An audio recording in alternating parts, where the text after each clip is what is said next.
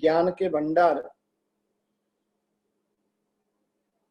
महोपाध्याय श्री यशो विजय जी महाराजा की एक अभूतपूर्व कृति रचना और जिसका नाम है ज्ञान सार। ज्ञान होता है, लेकिन ज्ञान का सार क्या है? महोपाध्याय जी महाराजा ने शास्त्र का बहुत ही गहरा ज्ञान पाया था और वो ज्ञान पाने के बाद में उन्होंने ज्ञान का सार क्या है वो 32 अष्टकों के माध्यम से हमारे समक्ष रखा है। और उसके अंदर आज हम तृप्ति अष्टक की बात करने जा रहे हैं। जीव अनादिकाल से संसार में भटक रहा है,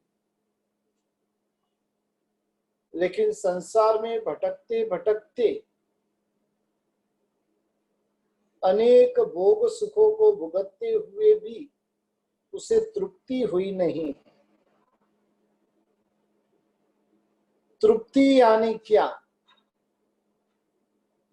जो कार्य करने के बाद में उसका आनंद अभूतपूर्व रहे उसे तृप्ति कहते हैं। जो करने के बाद अब कुछ करने जैसा बाकी नहीं रहे, कोई इच्छा भीतर में नहीं रहे, उसे तृप्ति कहते हैं। और आज हमें भी ऐसी ही तृप्ति पाने का प्रयास करना है। संसार में इतना इतना भटक लिया, इतने सारे भोग वैभव को भुगते और उसके बावजूद भी इस जीवात्मा को तृप्ति हुई नहीं है। तृप्ति कहां पर होगी और कहां पर नहीं होगी, उसके संबंध में आज हम यहाँ पर विचारणा करने वाले हैं। संसारी व्यक्ति किसी के वहां पर शादी का या तो अन्य किसी भी प्रकार का प्रसंग रहा हुआ है और वहां पर वो भोजन समारोह के अंदर जाता है। स्वादिष्ट भोजन वहां पर बना हुआ है,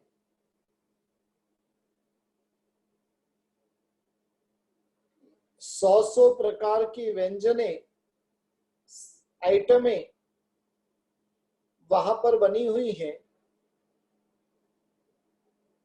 और सभी का आनंद वो जीव उठाता है।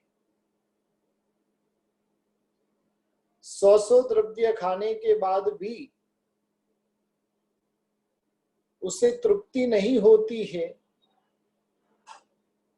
और इसलिए वो पीछे से शरबत पीता है, जूस पीता है। जूस पीने के बाद भी उसे तृप्ति नहीं होती, इसलिए आइसक्रीम खाता है, फ्रूट्स खाता है। पहले भोजन किया,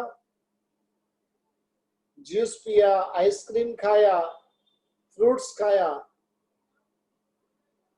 और ये सब सामग्रियां खाने के बाद में भी उसे तृप्ति नहीं होती, इसलिए लास्ट में मुखवास खाता है।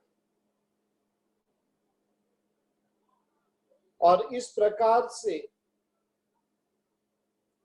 इतनी सारी सामग्रियां खाने के बाद में उसको कभी कभार तृप्ति का अनुभव होता है। नहीं, आज तो खाने में बहुत मजा आ गया, आज तो इतनी सारी चीजें बनी हुई थी, बहुत ही अद्भुत, आज मजा आ गया, जूस कितना अच्छा था, आइसक्रीम तो बहुत अच्छी थी। और इस प्रकार से वो जीव क्या करता है, तृप्ति की अनुभूति करते हैं। संसारी जीव जैसे भोजन समारोह के अंदर तृप्ति की अनुभूति करता है, वैसे ही मुनि भगवंत जो होते हैं सम्यक दृष्टि श्रावक श्राविका होते हैं, और उन्हें तृप्ति का अनुभव कहां पर होता है। मुनि भगवंत और देश वृत्ति दर श्रावक श्राविका वो क्रिया रूपी कल्प वृक्ष के फलों को आरोगते, अनेक प्रकार की क्रिया, और जैसे कल्प वृक्ष के फल को खाते हैं और जो आनंद मिलता है, वो आनंद मुनि भगवंतों को क्रिया से प्राप्त होता है। हालांकि हमारा और क्रिया का 36 का अंक है। अधिकतर लोग ऐसे हैं कि जिन्हें क्रिया पसंद ही नहीं है, लेकिन मुनि भगवंत उस क्रिया के अंदर आनंद की अनुभूति करते हैं।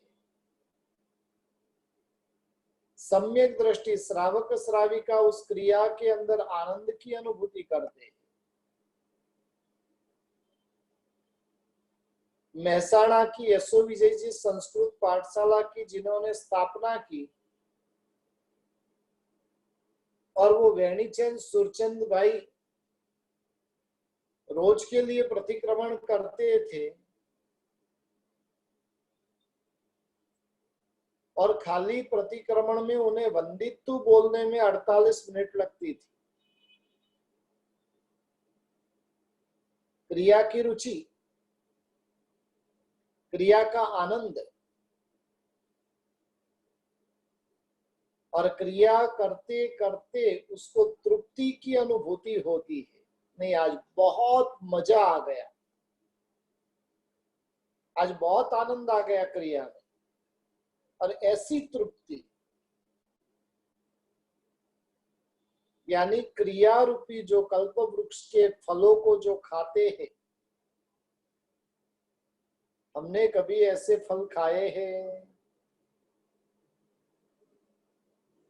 प्रभु नामनी औषधि खरा भाव थी खाए। अब हमने धर्म रूपी औषधि, परमात्मा रूपी औषधि को खरे भाव से खाया है कि खारे भाव से?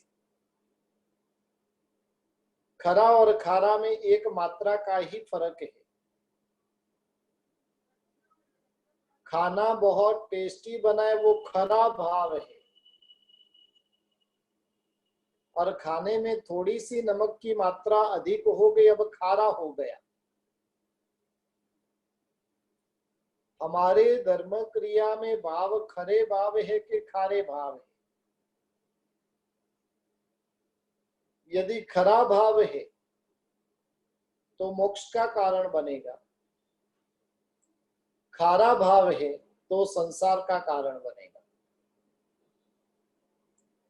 क्रिया के अंदर निरंतर उत्साह बनाए रखना बहुत जरूरी है,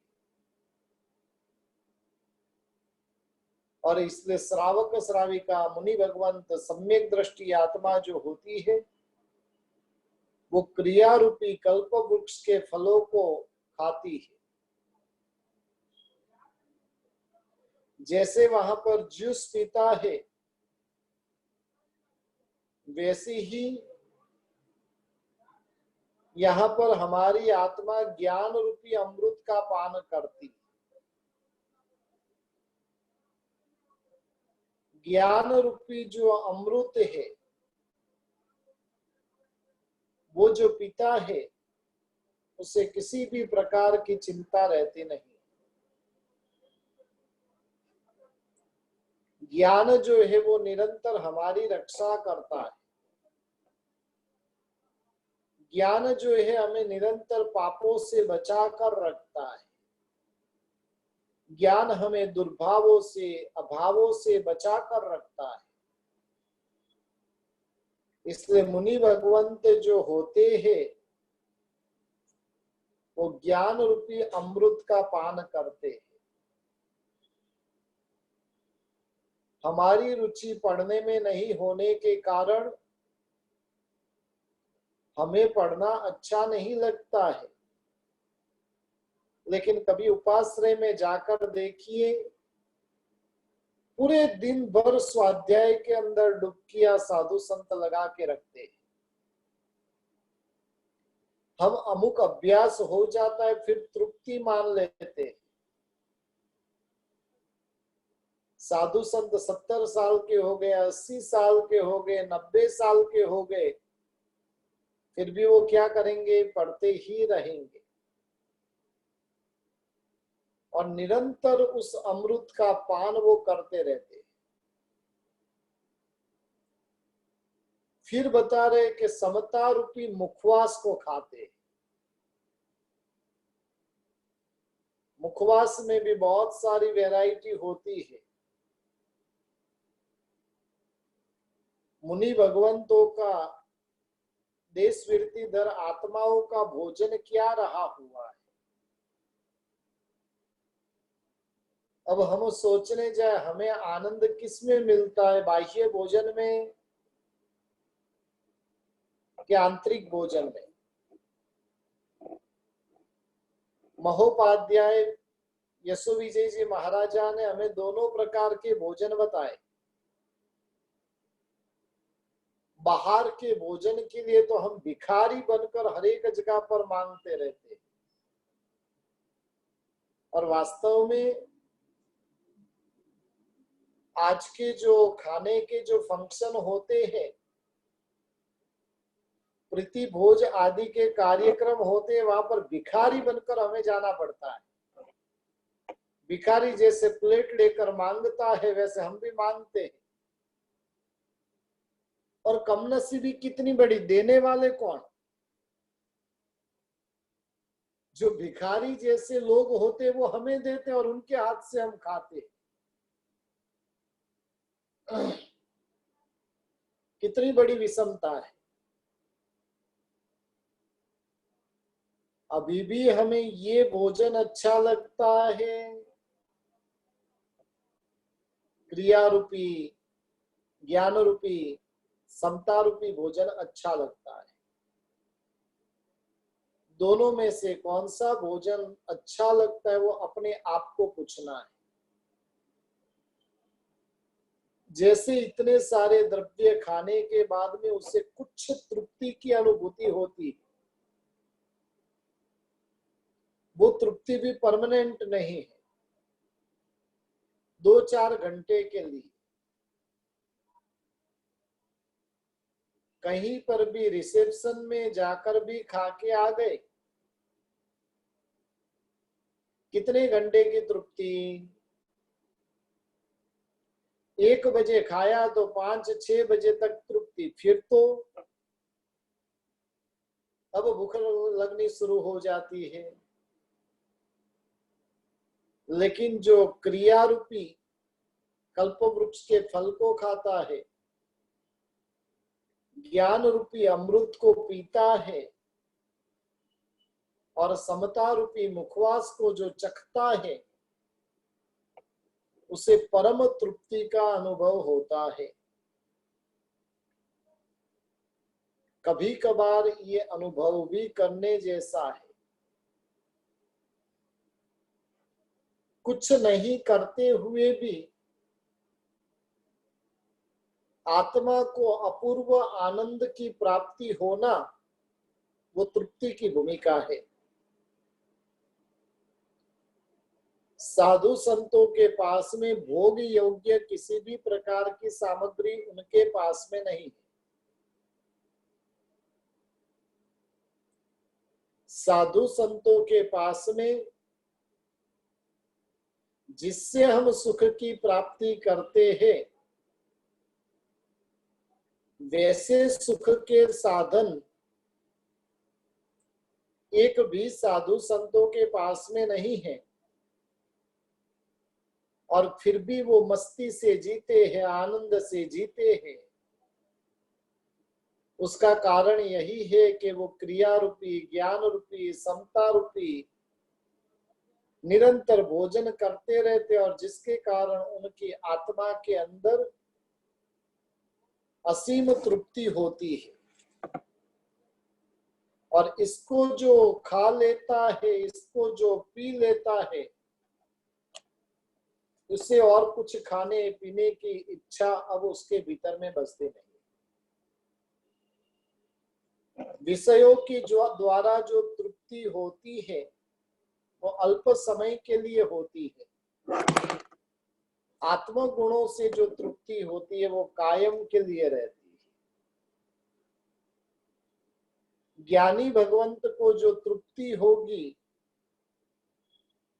उस तृप्ति की अनुभूति वो कायम के लिए करेंगे। उसकी तृप्ति काम चलाओ नहीं होती।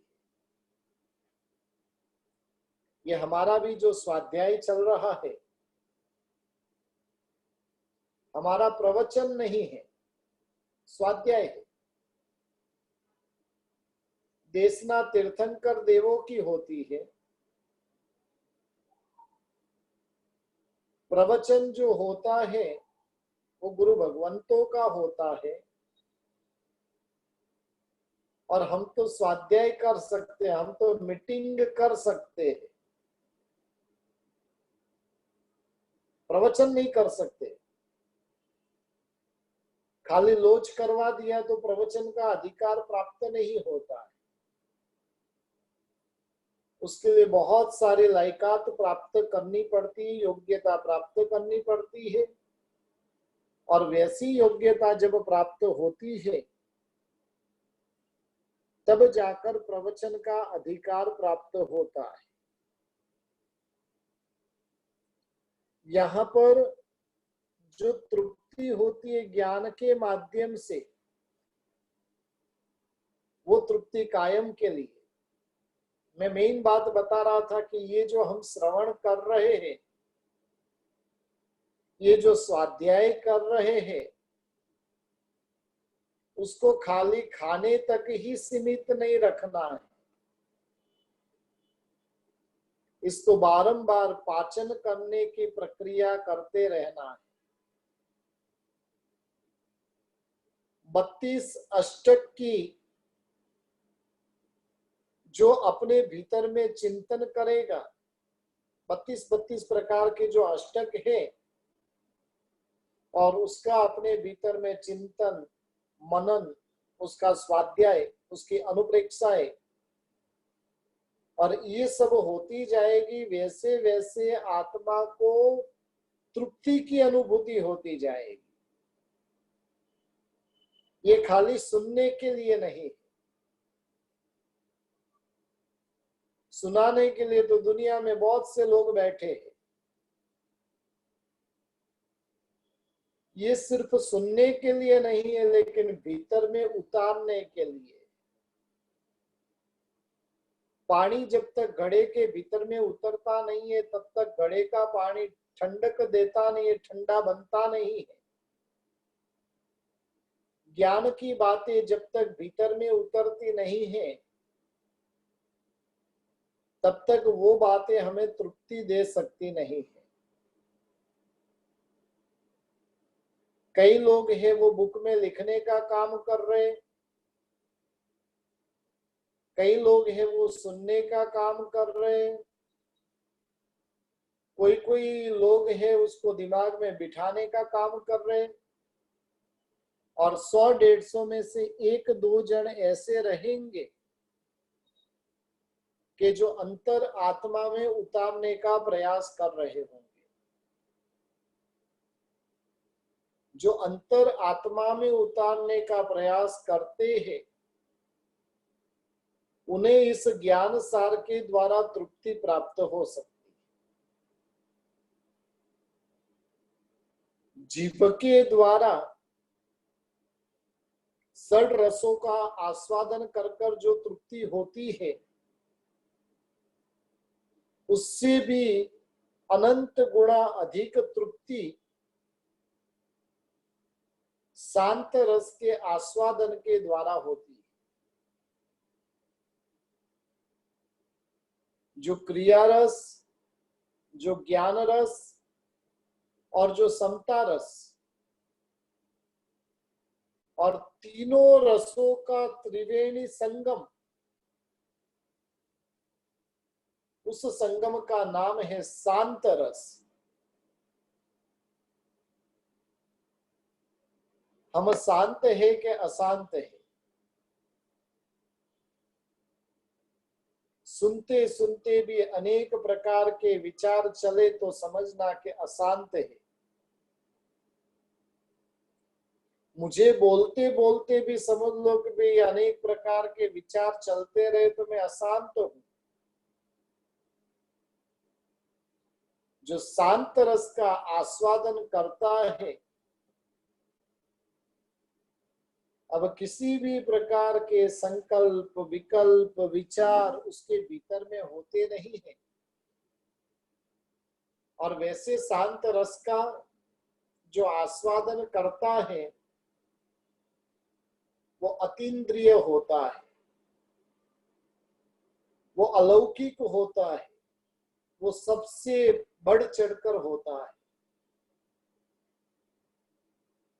जो इंद्रियों से जो प्राप्त नहीं हो सके उसे अतीन्द्रिय कहते हैं।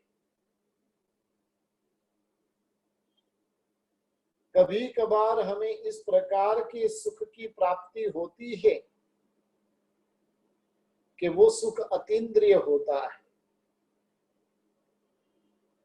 बस वैसे शांत रस का आस्वादन जो करता है और उससे जो तृप्ति होती है, वो तृप्ति दुनिया में कहीं पर भी हो सकती नहीं। सपने में भोजन करना और भोजन से होने वाली तृप्ति जैसे ब्रह्म रूप होती है। भोजन किया है, लेकिन भोजन कहां पर किया है? सपने में। उपवास होता है ना, उपवास का पालना काफी लोगों को सपने में हो जाता है। 28 सोलभत्ता, मासक श्रवण आदि बड़ी बड़ी तपश्चर्या करने वालों को काफी बार उन तपश्चर्या का पालना सपने में हो जाता है। सपने में पेजी भी दिखाई देती है, दूध भी दिखाई देता है, मिष्टान भी दिखाई देते हैं, लेकिन ज्ञानी भगवंत कह रहे हैं कि सपने में जो तृप्ति होती है उस तृप्ति से शरीर को नहीं तो तुष्टि होती है और नहीं पुष्टि होती है। शरीर उससे पोषण को प्राप्त करता नहीं। और जागृत दशा में जो भोजन करते हैं और उस भोजन से जो तृप्ति होती है वो सच्ची तृप्ति है और उसके माध्यम से शरीर को पुष्टि भी होती है। तृप्ति यानी क्या? इच्छाओं का अंत हो जाना, इच्छाएं खत्म हो जाना, इच्छाएं शांत हो जाना, जिसका नाम है तृप्ति। संसार में पुद्गलों से जो तृप्ति होती है वो सपने में होने वाले भोजन की तरह है। सपने में भोजन से जो तृप्ति हुई वो जैसे वास्तविक नहीं थी, वैसे ही पुद्गलों से होने वाली तृप्ति वो वास्तविक नहीं। उससे आत्मा की सहज शक्ति का कोई विकास होता नहीं है। जिसको बाह्य पुद्गलों में सुख का भय नहीं है, बाह्य पुद्गलों में सुख का भ्रम नहीं है, वो व्यक्ति शांत रस का आस्वाद कर सकता है और उस शांत रस से जो तृप्त हो सकता है, और वो प्राप्त होने वाली तृप्ति वास्तविक होती है, जिसके माध्यम से आत्मा की जो शक्ति है उस शक्ति का विकास होता है। और इसलिए ज्ञानी भगवंत हमें बता रहे हैं कि ब्रह्मणारूप तृप्ति का त्याग कर कर वास्तविक तृप्ति को पाने का प्रयास करना चाहिए। वास्तव में हमें ऐसी वास्तविक तृप्ति की अनुभूति कभी हुई है कि नहीं, वो सोचना बहुत ही जरूरी है। कई लोगों को आहार से, वस्त्रों से, अलंकार से, विषय रूपी पदार्थों से, पुद्गलों से, शरीर, इंद्रिया, मन रूपी पुद्गलों से तृप्त होता है, लेकिन आत्मा तृप्त नहीं होती है। आहार से शरीर की तृप्ति हो सकती है, लेकिन आहार से आत्मा की तृप्ति नहीं होती। आत्मा तो अपने अनिच्छा के भाव से तृप्त होती है। जिसके भीतर में इच्छाएं प्रकट होती है वो अतृप्त है, जिसके भीतर में इच्छाएं ही प्रकट नहीं होती है वो तृप्त है। हम तृप्त हैं या अतृप्त है, उसका चिंतन निरंतर करते रहे। और ऐसे चिंतन के माध्यम से हम वास्तविक तृप्ति की प्राप्ति कर सकते हैं। ज्ञानी भगवंतों ने पुद्गलों की तृप्ति को तृप्ति ही नहीं माना है। दूसरों की वस्तु और ऐसी पराई चीज को अपनी मान लेने से वो अपनी हो जाती नहीं है, वैसे ही पुद्गलों की तृप्ति को वास्तविक तृप्ति मान लेने से वो तृप्ति होती नहीं। और इसलिए ज्ञानी भगवंत हमें कहते हैं कि निरंतर ज्ञान के अंदर डुबकी लगाते रहना चाहिए, और वो डुबकी लगाते रहने से अंतर आत्मा की तृप्ति प्राप्त हो सकती है। संसार के अंदर जो तृप्ति प्राप्त होती है वो तृप्ति पुद्गलों से प्राप्त होने वाली तृप्ति है। धर्म क्रिया में जो तृप्ति होती है वो वास्तविक तृप्ति होती है। जिनके सब विकार शांत हो चुके और विकार शांत होने पर उसे जो तृप्ति होती है ना वो असीम होती है। जिसके भीतर में विकार है वो तृप्त, कि जिसके भीतर में विकार नहीं है वो तृप्त।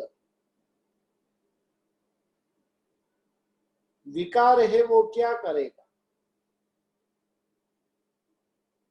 एक द्रव्य की मांग उसने की, वो द्रव्य प्राप्त हो गया, उसके बाद में उसका द्रव्य चेंज हो जाएगा कि अब मुझे और चाहिए। काफी लोग होते हैं कि शराब से अपने आप की तृप्ति को मानते, और शराब पीते हैं तो वो तृप्त होता है कि अतृप्त होता जाता है। एक बोतल पी तो उसको सांत्वना नहीं होती, अब वो दूसरी बोतल मांगता है, दूसरे से सांत्वना नहीं, तीसरी, पीता ही रहे, लेकिन तृप्ति होती नहीं। यानी जिसके सब विकार शांत हो गए, अनंत ज्ञान, शुद्ध चैतन्यमयी जो आत्मा है, और उस आत्मा के भीतर में जो तृप्ति होती है, वो तृप्ति अपूर्व कोटि की तृप्ति होती है, जहां पर अब किसी भी प्रकार की इच्छा ही बाकी नहीं। इच्छा वो दुख का कारण है, जो तृप्त हो चुका है उसके भीतर में इच्छा ही नहीं। रोटी, सब्जी, दूध, दही आदि द्रव्यों के आस्वादन से उसकी अनुभूति हो सकती नहीं। जो आत्मा की तृप्ति है उसको वाणी से आप व्यक्त कर सकते नहीं हो, शब्दों से। किसी भी प्रकार के शब्दों से उस तृप्ति की प्रस्तुति हो सकती नहीं। जिनके भीतर में बड़े बड़े राज्य को पाने की अपेक्षा रही हुई है, और वैसे राजा महाराजा भी इसकी अनुभूति कर सकते नहीं।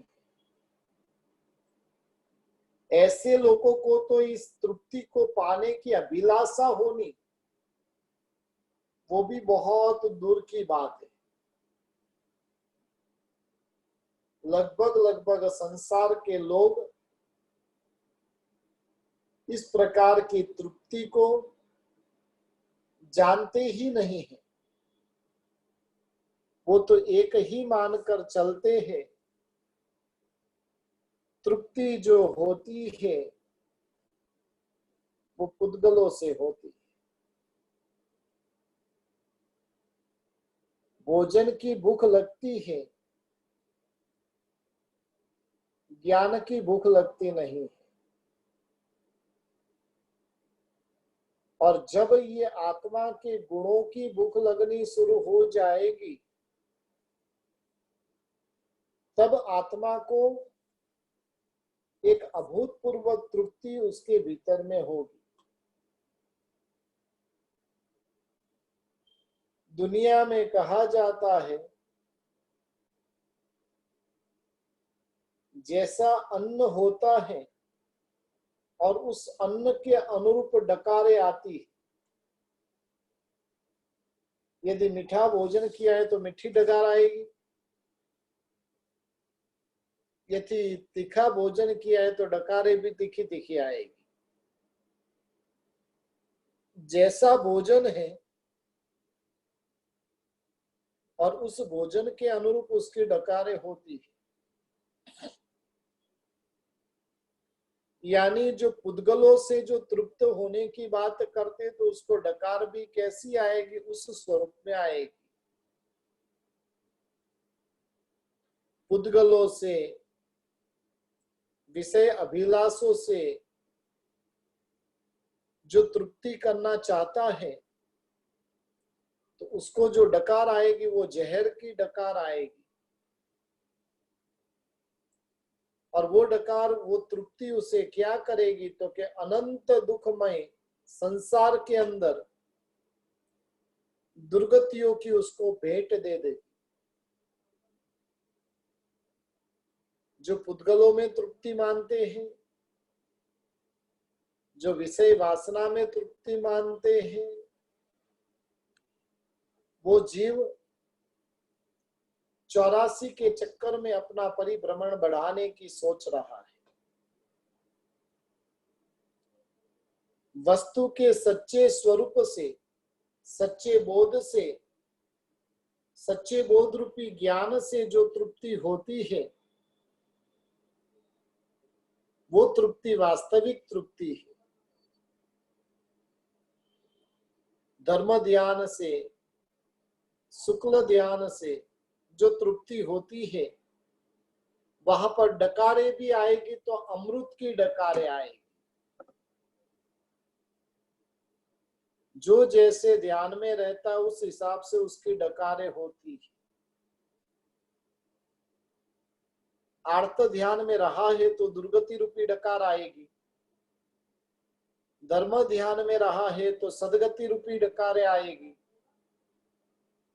और शुक्ल ध्यान में रहा है तो आत्मा के शुद्ध स्वरूप रूप डकार आएगी। जिसके भीतर में धर्म ध्यान, शुक्ल ध्यान और इस प्रकार की भूमिका जब प्रकट होती है, वो जीव पूर्ण रूप से संतुष्ट हो जाता है, तृप्त हो जाता है। उसको सुखमय सदगतियों की परंपरा का जो सर्जन होता है, और ऐसे सर्जन करके परंपरा से वो सिद्धि गति की प्राप्ति करते हैं। अब हमें सोचना है, इस मानव भव को प्राप्त करने के बाद भी हमने अनेक प्रकार के सुखों को, भोग वैभवों को प्राप्त किया, उनको भोगा, और भोग भुगतने के बाद भी वहां से तृप्ति हुई कि नहीं। और जो तृप्ति हुई वो कैसी थी?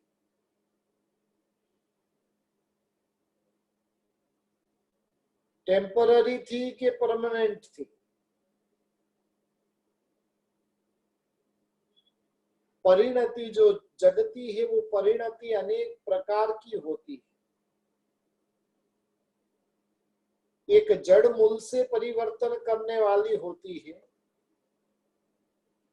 और एक ऊपर ऊपर परिवर्तन करने वाली होती है। गुणों से जो तृप्ति होती है वो तृप्ति कायम के लिए रहती है जीव के साथ में। उद्गलों से जो तृप्ति होती है वो क्षणिक होती है।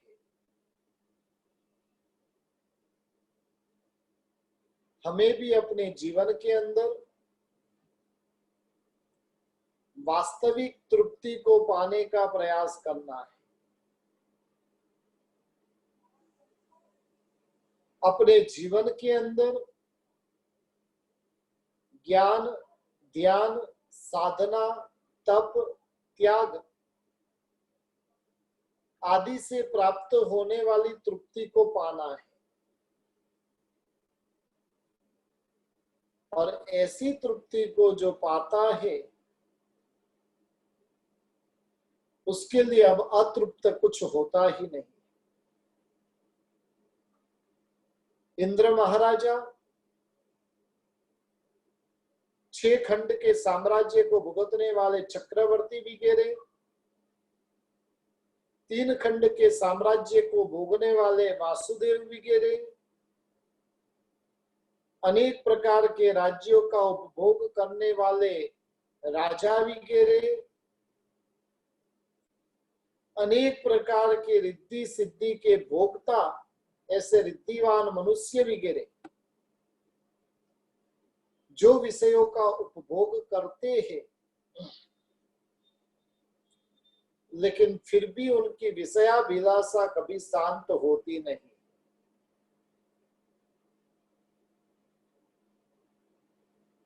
चक्रवर्ती का सुख भुगत लिया लेकिन फिर भी विषयाभिलाषा शांत नहीं होगी। इंद्र की रिद्धि सिद्धि को भुगत ली, लेकिन उसके बावजूद भी विषयाभिलाषा शांत होती नहीं। उनका जो हृदय होता है वो आकुल व्याकुल ही होता है। इंद्र महाराजा भी, उनकी भी परिस्थिति पता है कैसी होती है। जैसी ही उनसे रिद्धिमान देवों को उन्होंने देखा और देखने के साथ में उनके भीतर में आग लगती। जैसे ही अधिक रूपवान अन्य देवी को देखा और देखने के साथ में ही उनके भीतर में आग लगती, और जिस कारण से वो आत्मा आकुल व्याकुल बन जाती। और जहां पर आकुलता है, जहां पर व्याकुलता है, वहां पर सुख हो सकता नहीं। सारे के सारे विचारों को विराम दे देना। जितनी भी इच्छाएं हैं और उन इच्छाओं को विराम कर देना, और उससे जो तृप्ति होगी, उससे जो सुख की प्राप्ति होगी, वो बहुत ही अद्भुत कोटि की रहेगी। अपने जीवन के अंदर भी कई प्रसंग ऐसे आए होंगे कि जिस प्रसंग के अंदर हमें अभूतपूर्व तृप्ति की अनुभूति हुई थी। कुछ भी किया नहीं था, किसी भी प्रकार के पुद्गलों का उपभोग नहीं किया था, लेकिन फिर भी असीम तृप्ति की अनुभूति।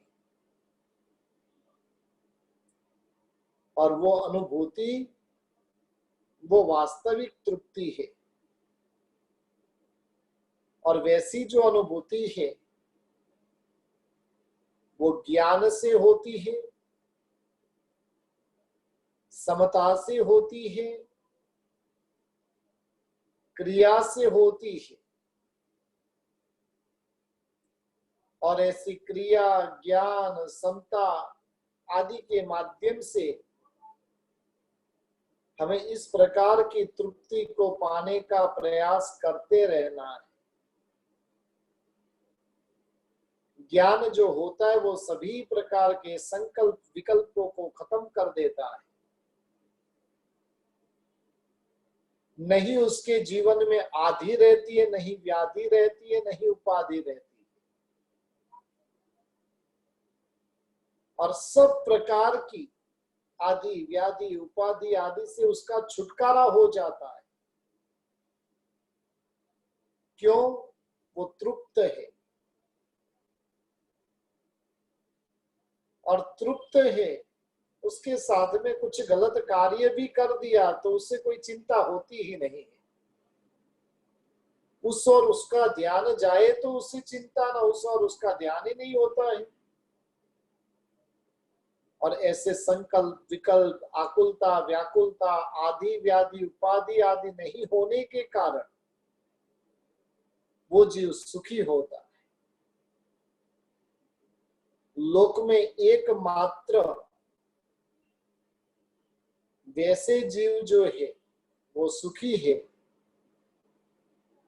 उसके अलावा के जितने भी जीव है वो दुखी है। अब हमारा नंबर किस में लगता है? चिंतन मनन करना है, तृप्ति का डकार लेने का प्रयास करना है, तृप्ति की अनुभूति करने का प्रयास करना है। और जब आत्मा के भीतर में तृप्ति प्राप्त हो जाएगी, बस अब उसकी कोई चाह ही भीतर में बची